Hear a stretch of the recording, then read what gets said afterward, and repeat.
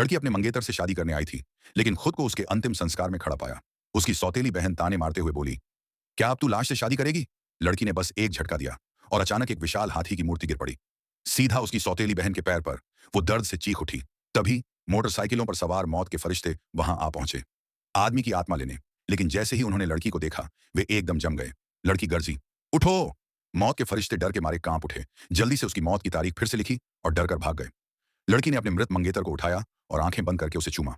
तुरंत ही पूरे हॉल में सुनहरी रोशनी फैल गई। सबके मुंह खुले रह गए, कोई यकीन नहीं कर पा रहा था। उसने ऊंची आवाज में कहा, वो जिंदा है।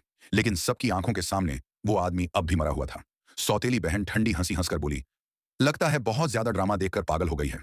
साथ ही एक दुष्ट आदमी भी उसका मजाक उड़ाने लगा। लेकिन जैसे ही वो कुछ बोलने ही वाला था, मंगेतर की उंगली हिली। वो डर के मारे जम गया। डॉक्टर दौड़कर आया, जांच की और गंभीर स्वर में बोला, अब भी कोई धड़कन नहीं, दफनाने की तैयारी करो।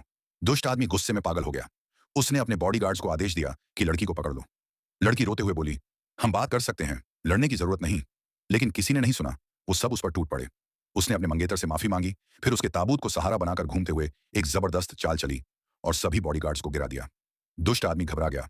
उसने बूढ़ी औरत को पकड़ लिया और धमकी दी। सौतेली बहन और भी निर्दयी थी, ठंडे स्वर में बोली, बूढ़ी को मार दो और इल्जाम इस लड़की पर लगा दो।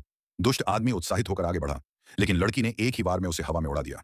वो गुस्से में ताबूत पर चढ़ गया और चिल्लाया, आज सब यहीं दफन होंगे। हताशा में लड़की ने अपने मंगेतर का नाम पुकारा और उसी पल उसकी आंखें खुल गईं। वो धीरे धीरे उठ बैठा। फिर भी दुष्ट आदमी पागलों की तरह हंसने लगा। चाहे वो जिंदा भी हो गया हो, मैं उसे फिर से ताबूत में डाल दूंगा।